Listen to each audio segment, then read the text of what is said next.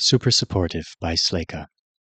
Chapter 58, If This One Makes It to You. Saying goodbye to Kibby sucked.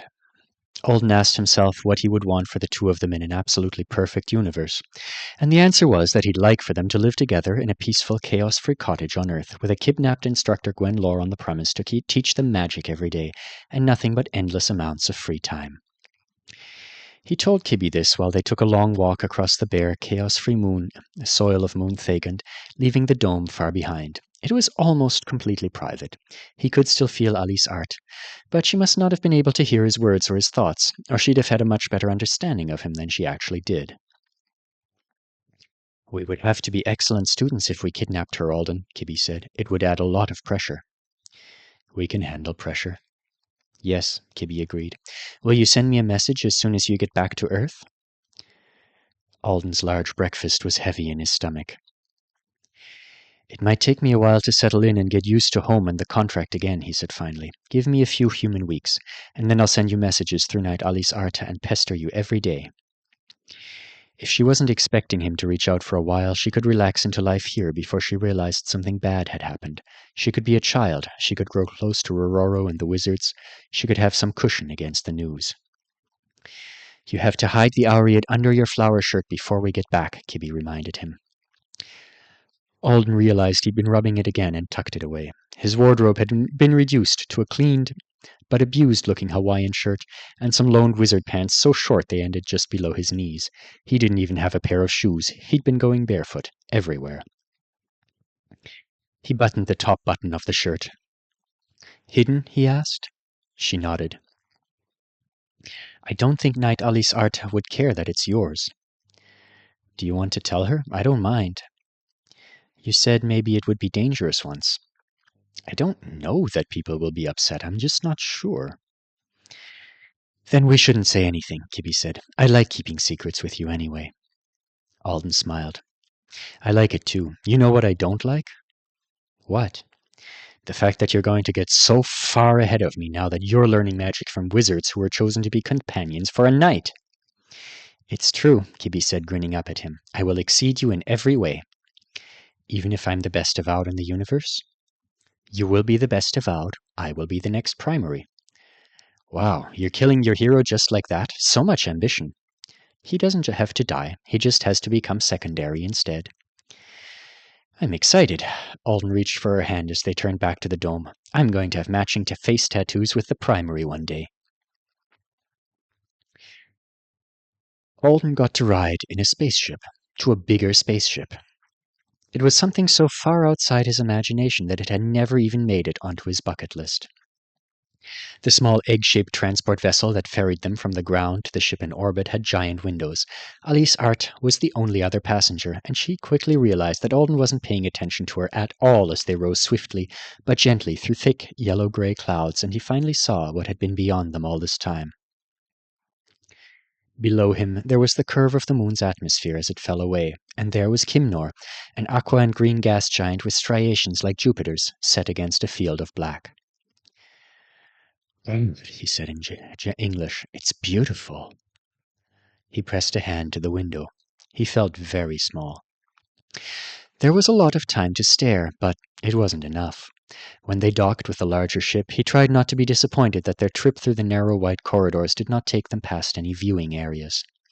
There were a lot of wizards on board. Most of them stood out of the way and made respectful gestures to the knight as she passed. Someone ran up with a tablet to ask a question about a technical matter, and got a look that made even Alden, in the strange mood he was in, feel vicarious mortification. That guy is probably going to go back to his cabin and cry, he thought as he watched the wizard jog down the corridor. They arrived at the teleportation chamber quickly. For some reason, Alden wasn't prepared for that. He knew that he should have been. The ship was large, but it was still only a ship. Just before he was walking to what was probably his death, it didn't mean the trip would get... Just because he was walking to what was probably his death, it didn't mean the trip would get longer out of respect. The circular door cracked in an odd asymmetrical pattern as they approached, and drew back into the wall in segments. Ali's Art strode into the room. "Get out," she said to the 5 other Artonians assembled there. "I can finish powering it up myself." The wizard scurried away from her and past Alden without glancing back. He just stood there on the threshold, staring. It didn't look anything like a teleportation alcove or the summonarium. The floor was covered in grey sand. The ceiling was hidden by an impenetrable darkness. Large rocks and chunks of what looked like driftwood were arranged in patterns that almost made sense, but not quite. All of the light came from a line of flames a foot wide that spiraled across the walls. The air smelled like blood. Alden didn't know how long he stood at the threshold, watching Alice Art touch various objects one by one and murmur over them. But he was sure it was too long. His chest felt tight. He couldn't quite control his breathing. The knight never told him to hurry up and step inside the room. Eventually he did it anyway. The sand was soft under his bare feet. "Do I stand in the center?" "You can stand wherever you like," she said in the same steady voice she'd been using with him for hours. "The entire room is the focus of the spell." Alden stood in the center anyway. It just seemed like the thing to do. He looked down at his hands and realized they were trembling, so he stuffed them into the pockets of his borrowed pants.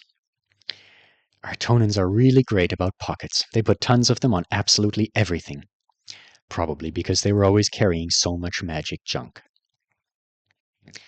His left hand found the ball of putty he'd been hauling around for months, and he squeezed it. He wondered what Alice Art would think if she knew he was holding on to one of her nephew's bones.